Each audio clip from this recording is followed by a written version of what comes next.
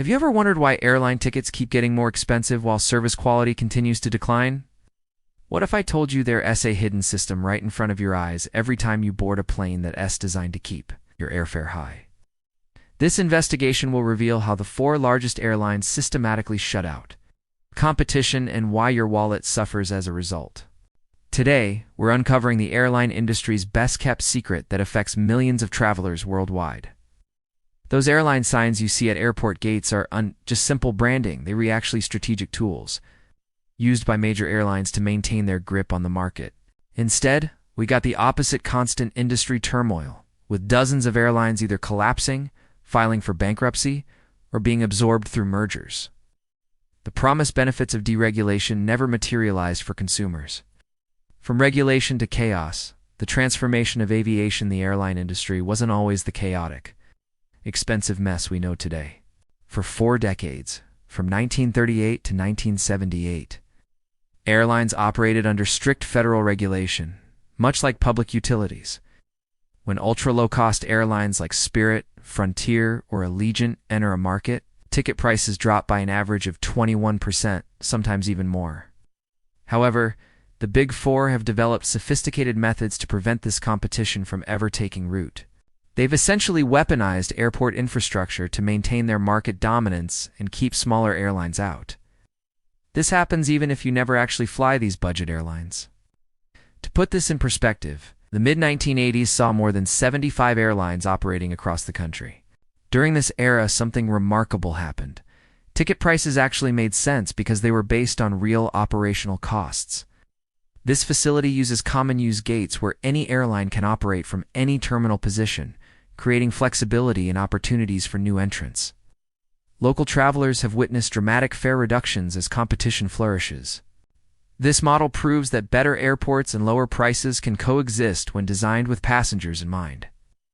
The bipartisan infrastructure law allocated $25 billion to airport improvements, the preference given to projects that increase airline competition rather than entrench existing monopolies.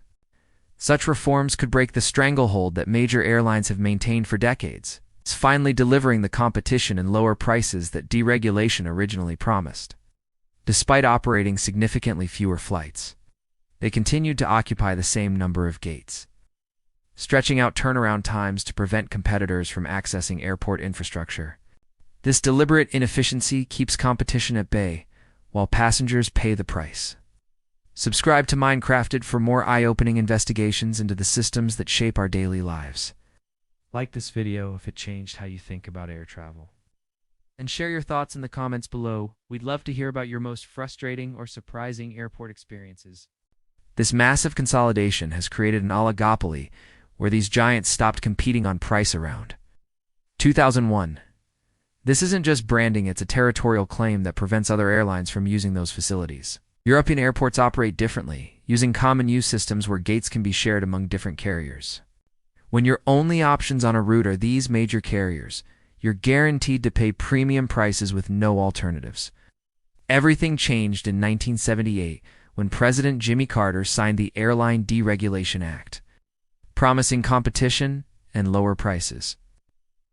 Today's airline landscape is shockingly concentrated. We now have only 12 scheduled passenger airlines in the United States, fewer than we've had since before World War I. The Big Four American, Delta, Southwest, and United now control a staggering 80% of the entire market. The competition game changer. Here's where things get interesting. Low-cost carriers are the only force capable of bringing down airfares. The mere presence of low-cost competition forces major airlines to adjust their pricing strategies. The gate monopoly system. Walk through any major American airport and you'll notice something peculiar. Airline logos are permanently bolted to gate walls. During the COVID-19 pandemic, major airlines revealed their true strategy, a blueprint for change. The Missoula model, however, there's hope on the horizon. Missoula, Montana's airport represents a revolutionary approach. It's an airport design that prioritizes competition over corporate control. The results speak for themselves. Multiple low-cost carriers have launched service to Missoula, forcing United Airlines to more than double their flights to maintain market share. The path forward. Policy and possibilities. The Biden administration's infrastructure investments are supporting airports like Missoula that prioritize competition. Proposed legislation like the Airport Gate Competition Act could mandate that at least 25% of gates use common use systems while limiting any single carrier's dominance at individual airports. What's your experience with airline pricing and service quality? Have you noticed how limited your options have become when booking flights?